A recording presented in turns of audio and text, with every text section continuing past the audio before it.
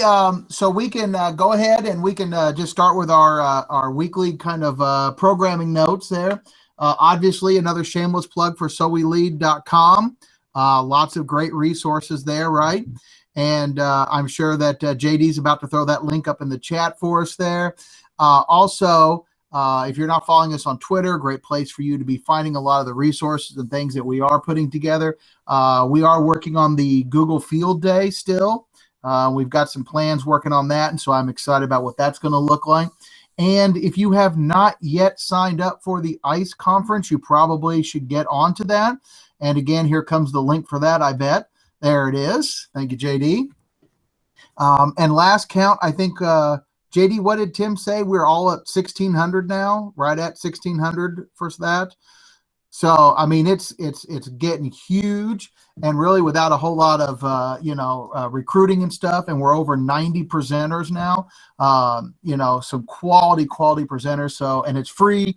Got to get on that, and become a part of that.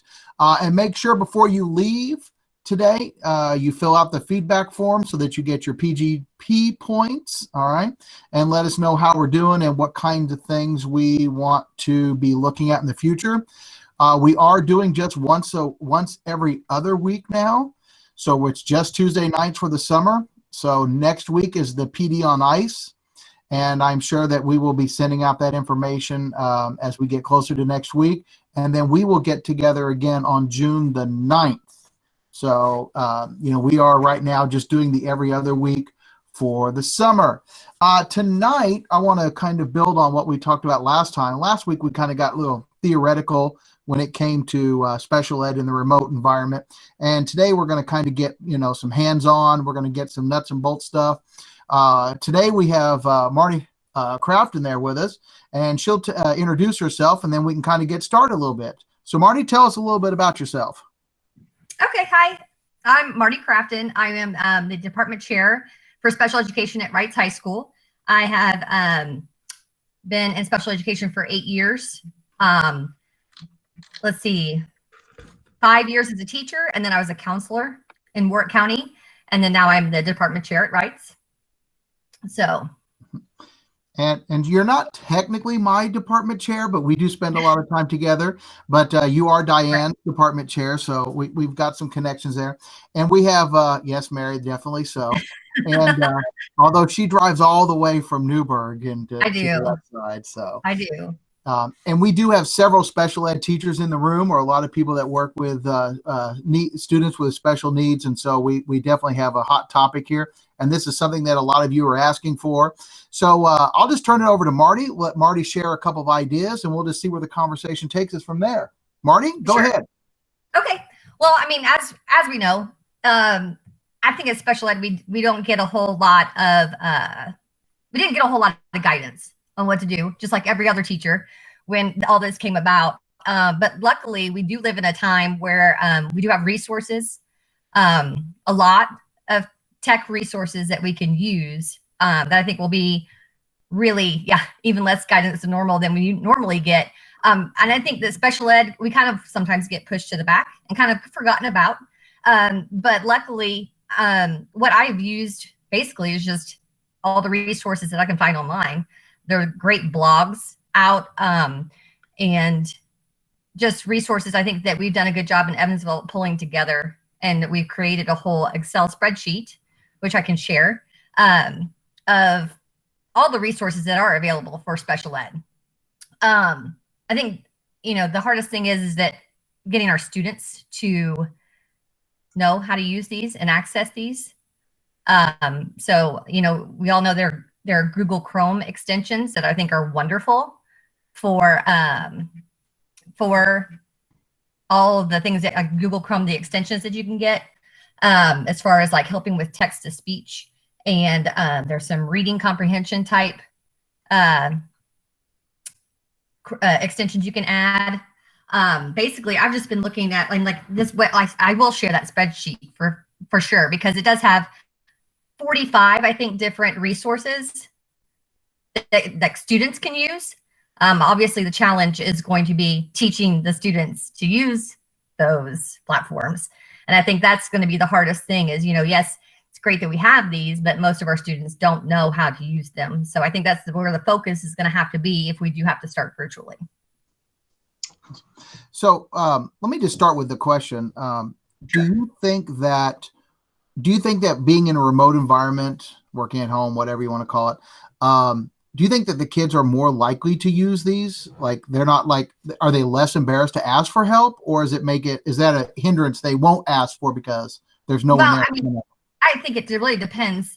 Some kids I think will absolutely utilize it, but what's going to be hard is the kids who don't think that they really do need it. I know that we all have those students who think like, oh, I don't need this read, or I don't want this read, but maybe they'd be more apt to use it if it was available.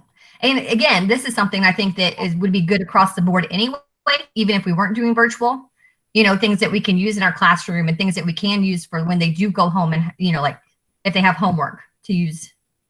I mean, these resources are great. So when you think about that list of resources there, what really jumped out is like, that was a real solid tool. That really made a difference. Well, honestly, I haven't used a whole lot of them, but CAPTI, it does kind of go with different learning management systems. It does work with Google Classroom, and that's a text to speech. That's on that spreadsheet that I'll share. Also like the Chrome extensions, and I had Rewordify. Mm-hmm. And I think that's actually, what's been great about, one good thing that has come out of this is it's kind of forced us to look at all these things that are available. So I think that now I'm learning a whole lot. Yeah, I'm learning a whole lot about these resources that I didn't know existed. So now if we do go back into the classroom, I'm going to have these right as a resource for me to use. Also, we still have to provide accommodations. So obviously, I think the biggest thing, and I think this is a challenge for everybody, is during those virtual meetings, small group instruction, doing those individual instructions, and getting everybody at the school on the same board. Hey, Diane, can you tell us a little bit about GoBoard, and then I'll come around to Mary about Rewordify. Did you freeze up, Diane? Oh, there she is.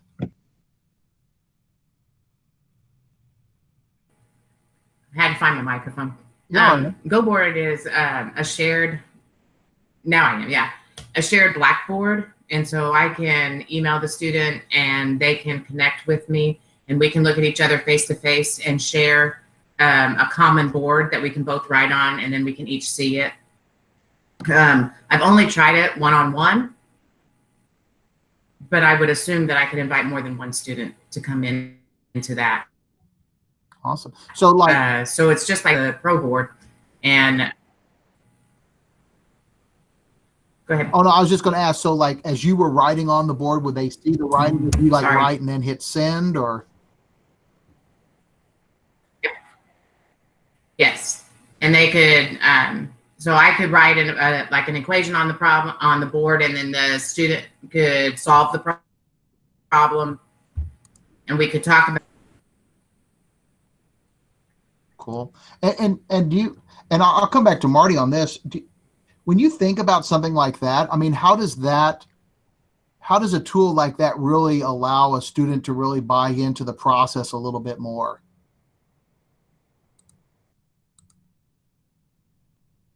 There you go. Students one-on-one. And I think that we all know the challenge is going to be next year when we get all new students and making these relationships. This is good. I think that's a good way to get them to make those connections with you as a teacher. Mm-hmm. And again, with accommodations and having to have small groups in these individual meetings, that's a great way to make sure that we're meeting those accommodations and each kid's needs specifically.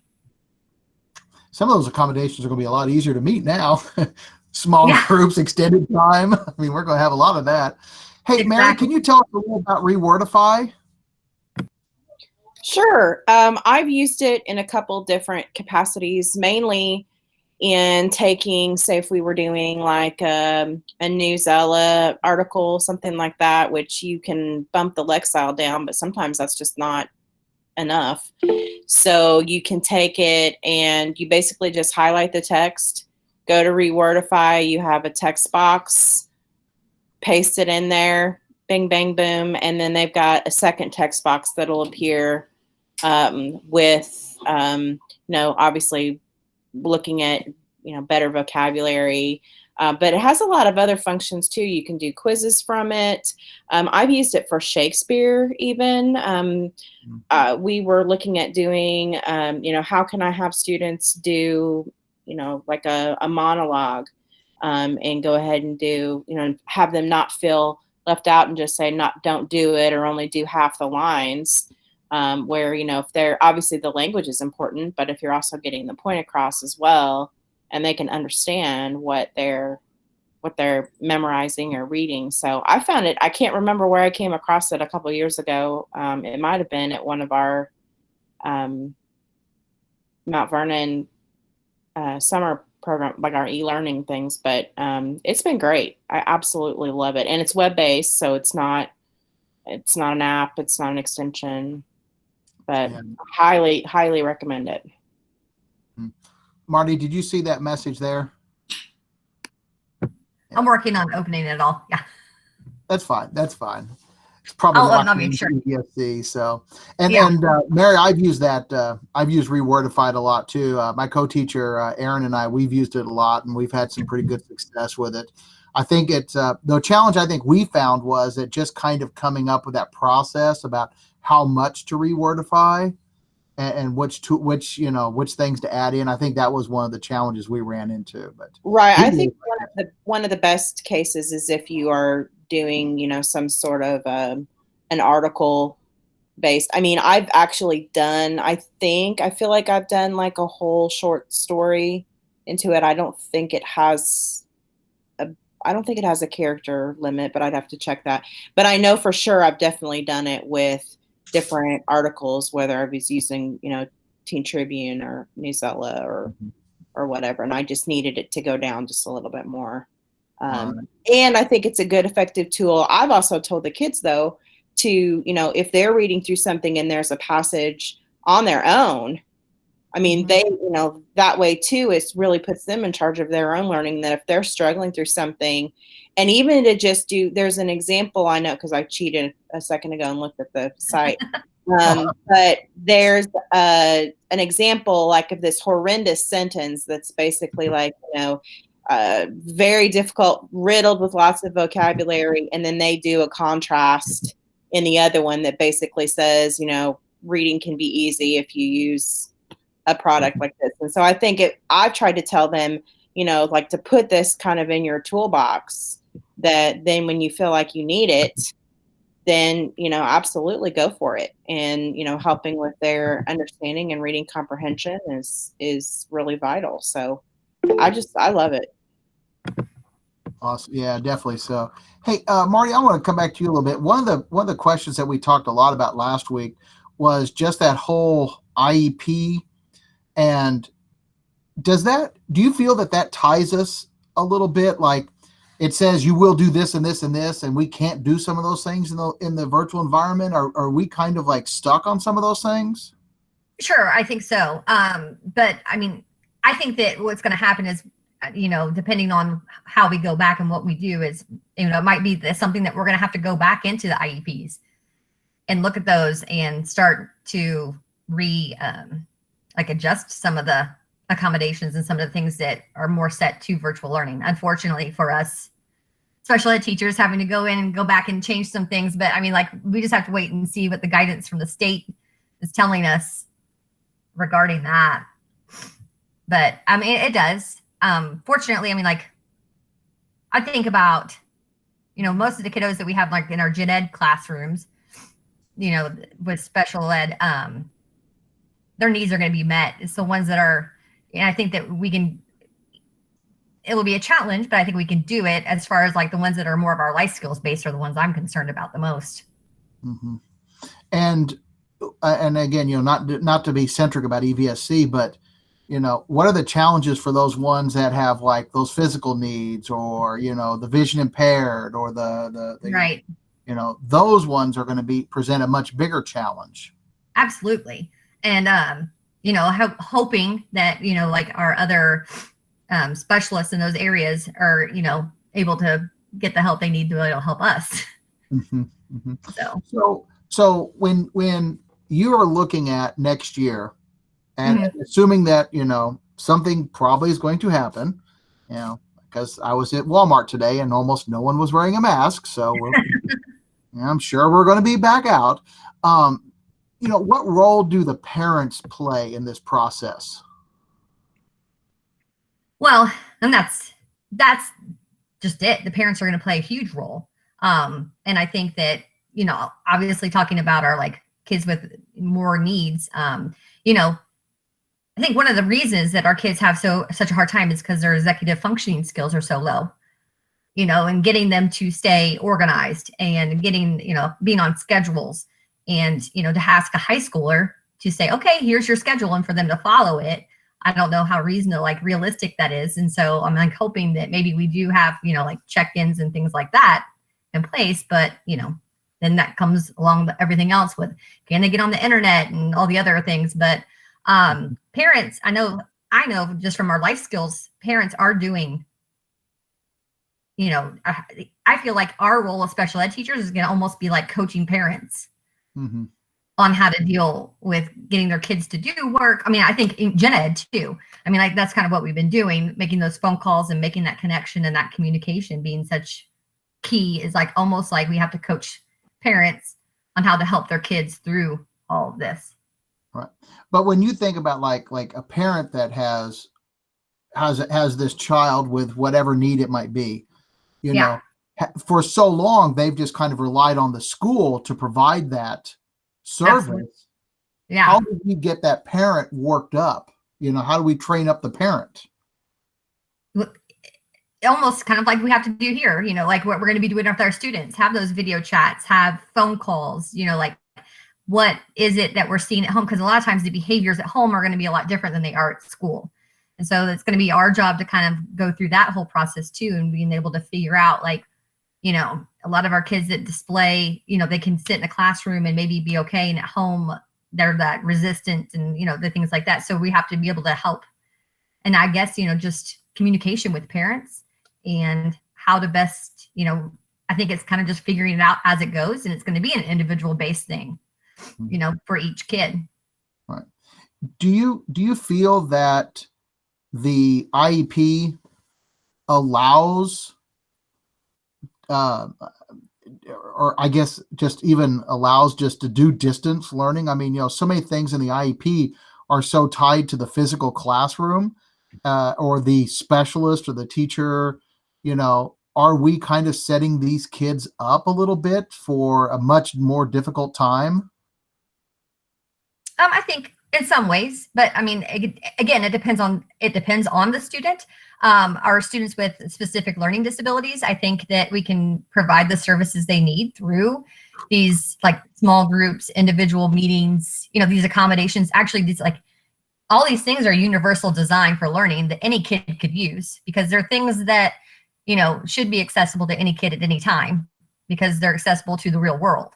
So a lot of those kids, I think, it's the ones that I like, the behavioral issues, some ones with autism, that I think that will be the challenge, because a lot of what they do in school is for social learning and they're missing that piece. Definitely.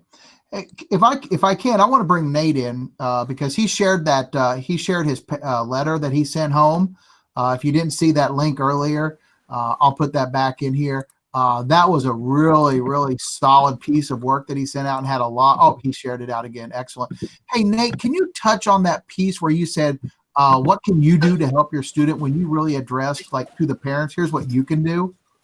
Yeah, I'm kind of in a weird spot for me as a teacher, because I actually started off as a special ed teacher, and then I switched into the actually content area classroom. So having that background has been immensely helpful.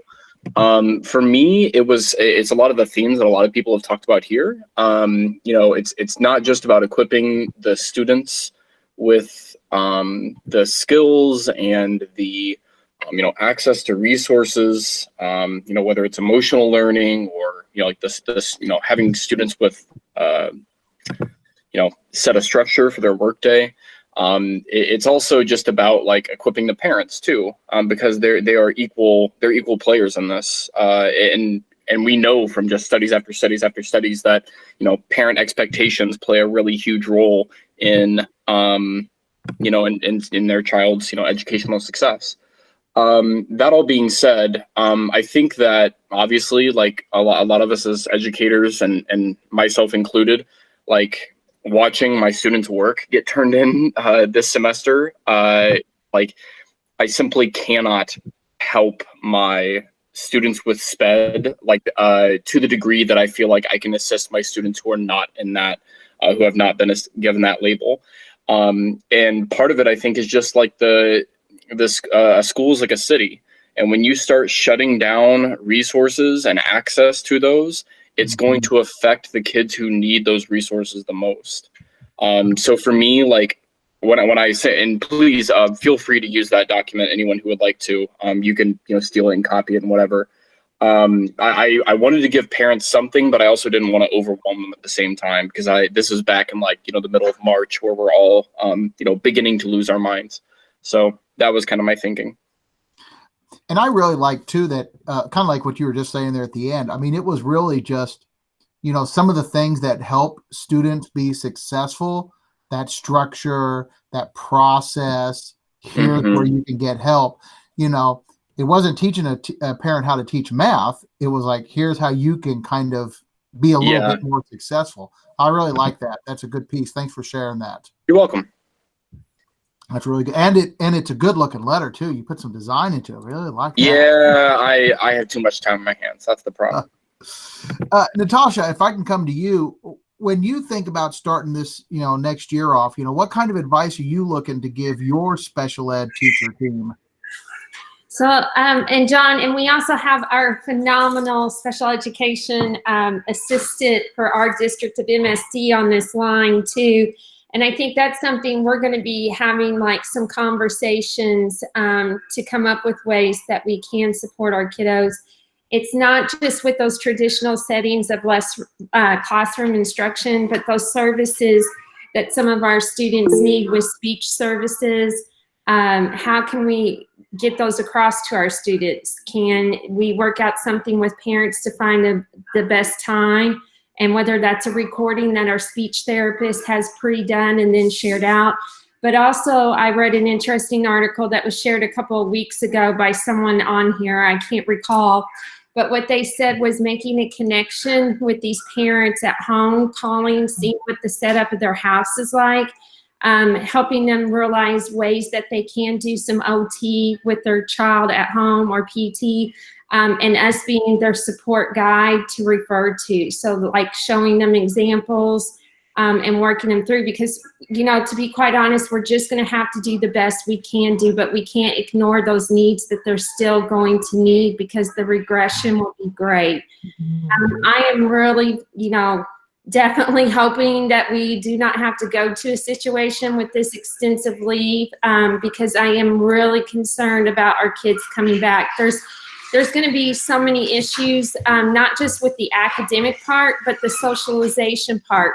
And look at the restrictions even continuing through summer. They are going to have to readapt to being back in social settings with larger groups of people. And we know a lot of kids that have a lot of social anxiety. This is going to be a very difficult transition for them, and ways we can support them. With me being elementary, I'm going to be honest, I'm concerned about my kindergartners and my first graders and second graders coming back to school. That separation from parent is really hard, and how more extensive this coming school year that is going to be for our kids. Hey, Marty, let me kind of turn to you, and then I might pull Amy in here. Amy, right? Natasha is who you were talking about? Amy Heffley. Yes. I'll pull her in just a second here. Marty, when you think about next year and you're looking at like, okay, here's a gen ed teacher who has an IEP in front of them, what kind of advice or what kind of advice can we give that gen ed teacher who doesn't have a co-teacher, who doesn't have this background? what are we going to tell them so that they can provide, even the basics of accommodations for students? Well, I think that a school-wide kind of like, these are the platforms that we are going to be using. I think it needs to be consistent so the kids know and understand, the more they can use it, the more repetitive it is, obviously, the better they're going to be at it. So if we're all going to, like these Google Chrome extensions, if we do these and teach every kid how to use them, then that is something the gen ed teacher should also know how to use. So I don't think it's just limited to, like, I think it's a universal design. I think it should be for every teacher, not just a special ed. So, I mean, these are things that I think that could, like I said, could be used across every single classroom to help every kid when they're at home and doing this virtual learning. So these kind of things, I think for sure, are things that every teacher, and again, I'm looking for from ours, like most of our kiddos, specific learning disabilities or some OHI, some AD, like these are the kind of the supports that I'm thinking that most of the kiddos that we have, the students, are using. So I think that it needs to be across a school-wide kind of policy and consistency, like you said on the chat, processes and protocols for this type of work to make it so much easier for all of our students, not just special ed. So we need to create, I guess kind of like your spreadsheet, we need to kind of here's a set of tools and these are the ones we really recommend now, and kind of run with those, right? Yeah. And I think that, if the kids know how to use them, then they're going to, and feel more comfortable with them, then they're going to be able to, the more they can use them, the more they're going to use, like the more they know about them, and understand how they work, the more likely they're going to use them in all of their classes. Awesome. And what makes one of these tools stand out above something else when you're kind of going through that list and when people are recommending and they're throwing, and I know they're throwing things at you all the time, what makes one stand out over another? Say, yep, I can deal with this one, or I feel comfortable sharing this one. Yeah, it's more just usability and accessibility, how user-friendly it is. Honestly, I'm like, these are all, some of these I haven't used. I'll be honest, on the website, they were on the spreadsheet. I haven't used all of them, so it's kind of, because there are a lot of them. I haven't done all my research yet. For me, it's just accessibility and user-friendliness.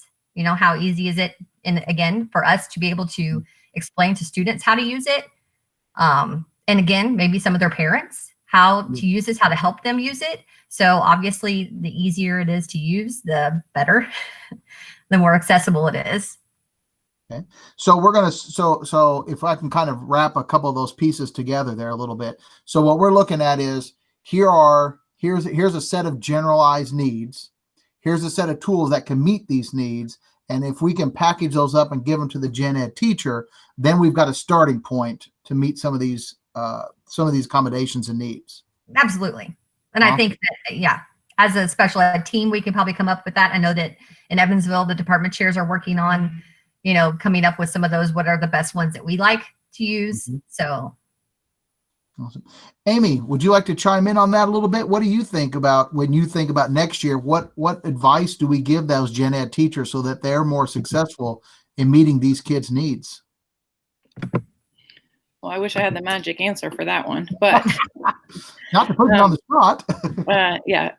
But like Julie said, as far as for Mount Vernon, having everyone be on the same platform so that parents and students are not having to learn lots of different platforms to use. And then, my focus was the continuous learning plan when we're out. But Julie, in a nice way, said, well, we want you to use it all the time.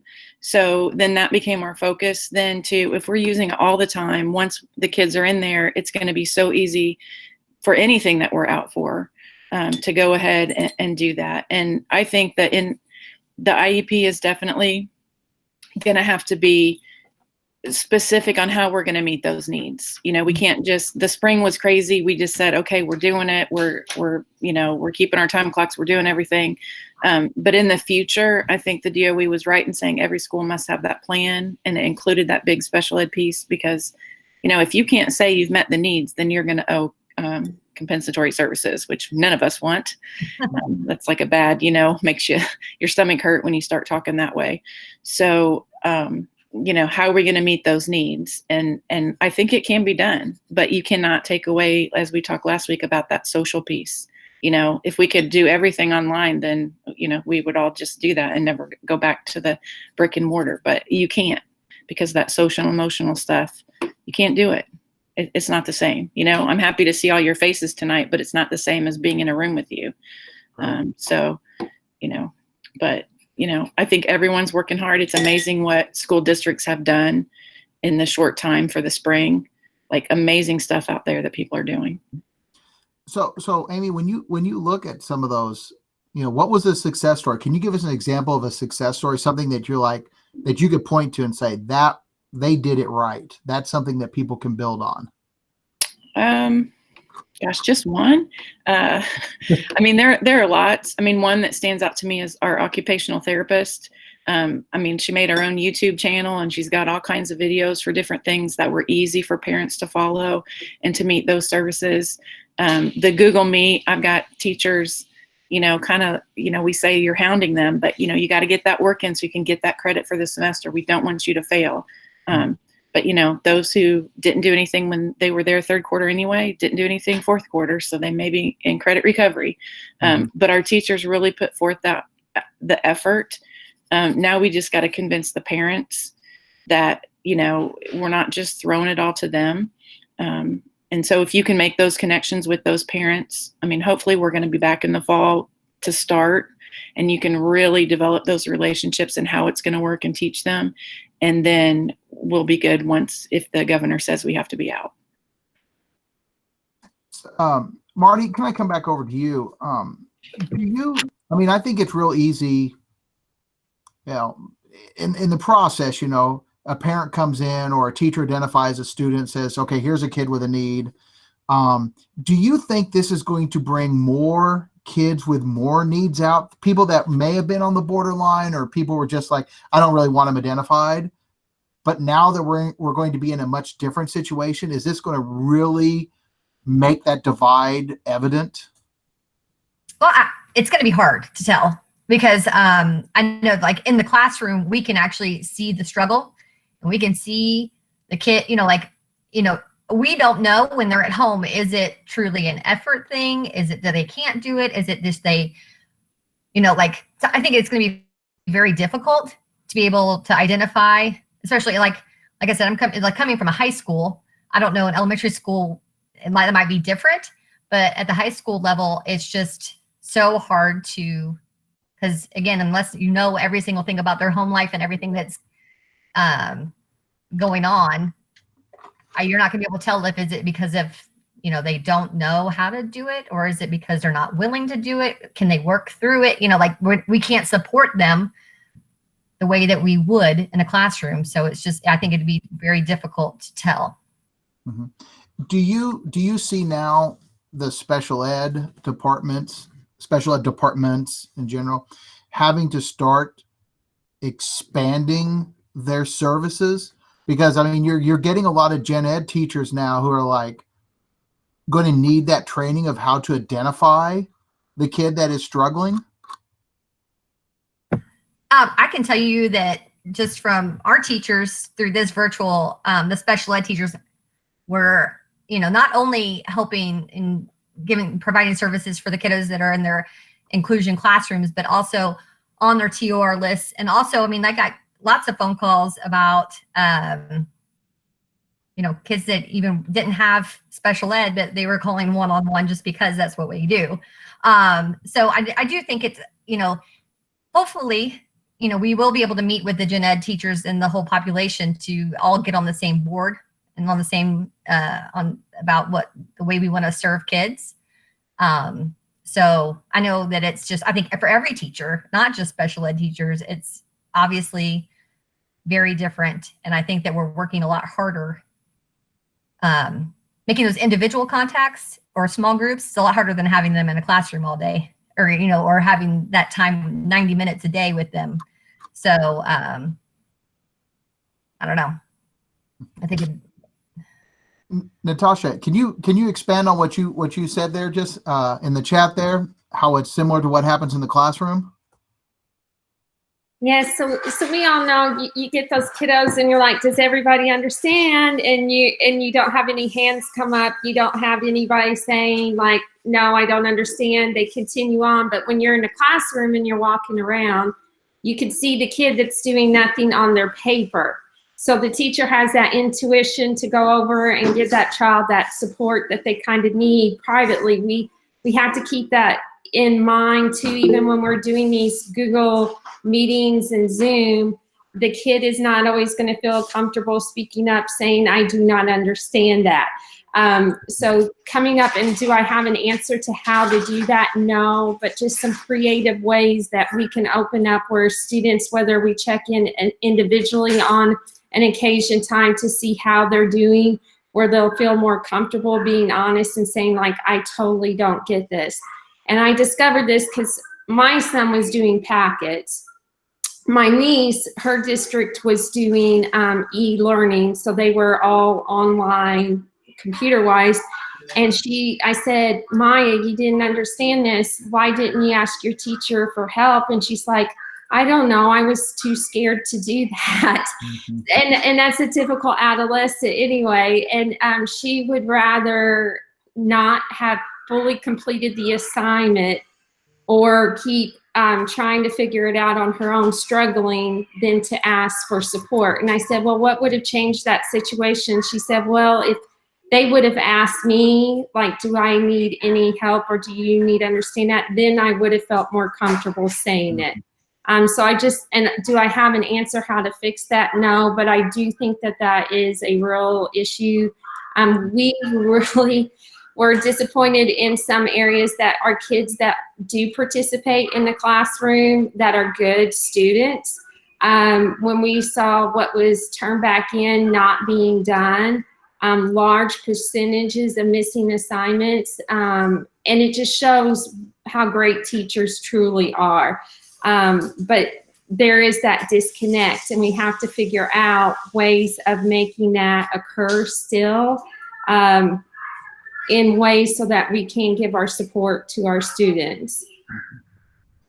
Yeah, and Marty, to go back to kind of what you were saying, what we were talking about a second ago, one of my big fears is, like, you're going to get that gen ed teacher who's going to have that kid who is now struggling, who wasn't identified, doesn't have an IEP or a 504, but, probably could benefit from one of those. And you're going to get that gen ed teacher is just like, he doesn't want to do anything. I'm not worrying about it. I wonder if we're going to start to lose a lot of those kids right there on the borderline. I think so. And I think we saw that through this fourth quarter.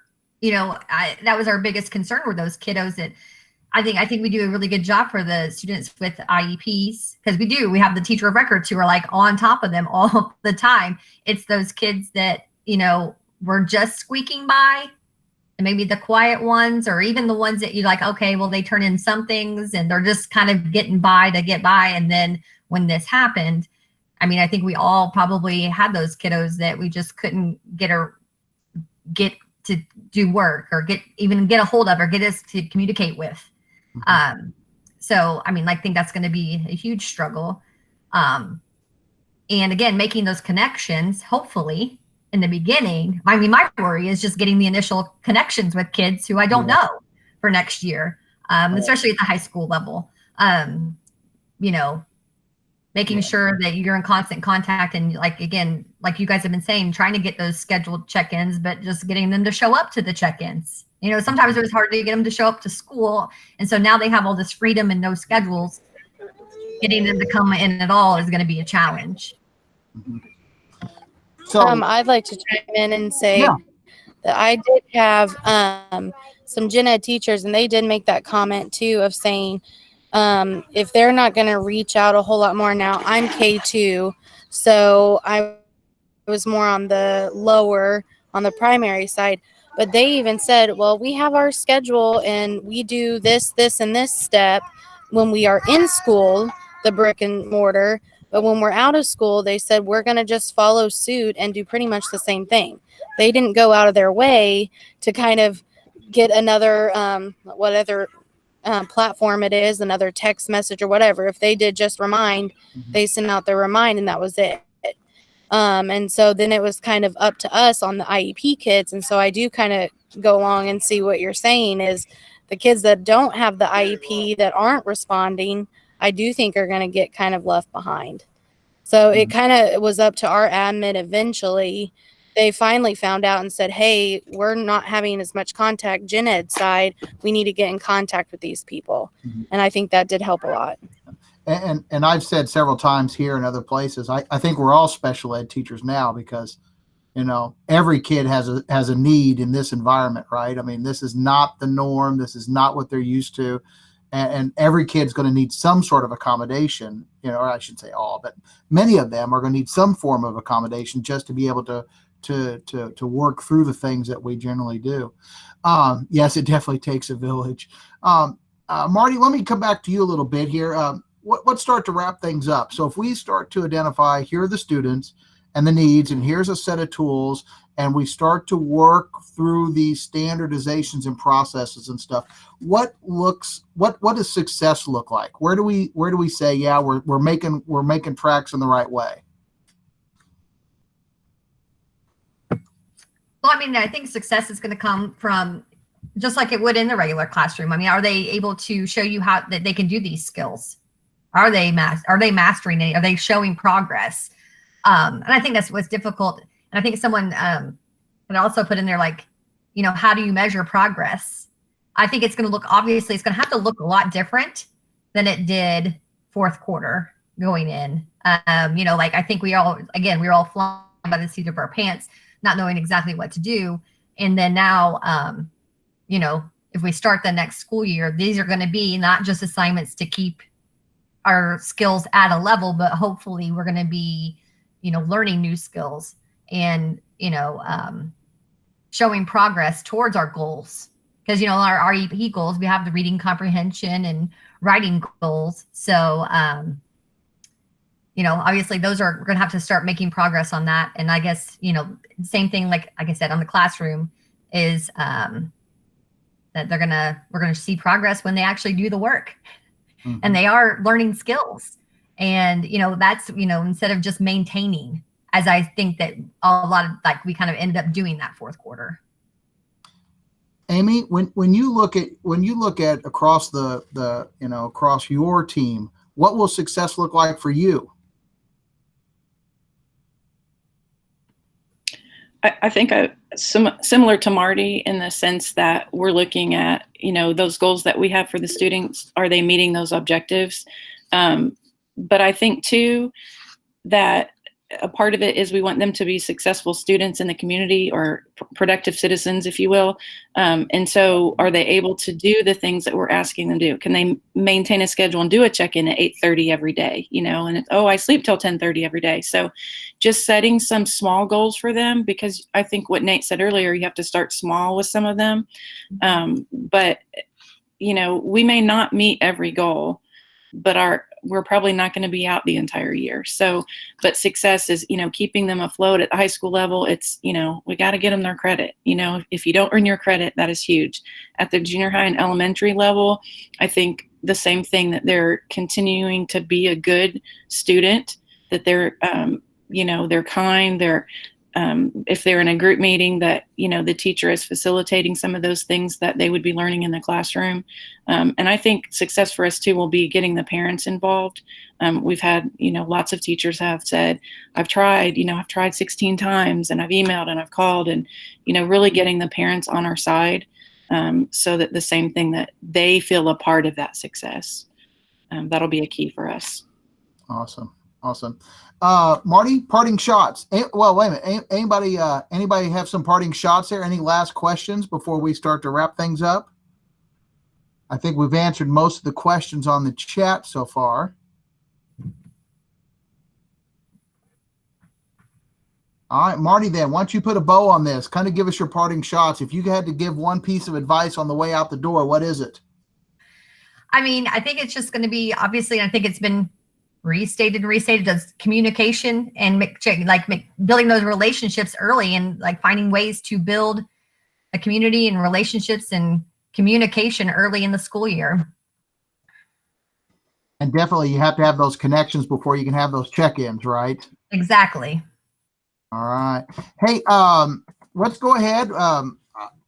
I'm kind of excited about tonight because I think tonight really kind of made a lot of pieces put together. I know a lot of us kind of had all these things out there, but kind of thinking through it a little bit and making some common statements like this really help out here. So I really think that tonight was beneficial, and I'm sure that we will continue from here. Also, make sure that you're reaching out to each other in this group. Because there's a lot of talent, a lot of brain power in here, and I definitely think we can be using a lot of that here. Marty, I want to thank you for joining us. I appreciate you doing that. Now that we're all out of school, but you still joined us on a Tuesday night, I appreciate you taking some time to join us. I hope that you come back and see us again. JD did put the link to the PGP points and survey in the chat. So if you would please, before you leave or right after you leave, get that open, fill that out so that you get your certificate. I appreciate everybody coming over and joining us tonight. I hope that you got some good stuff. Don't forget that we do not meet next week. Here we will meet in ICE on PD on ICE. Next week we'll be back on the 9th of June. Hey, thanks a lot, guys. I appreciate all your time. Thanks.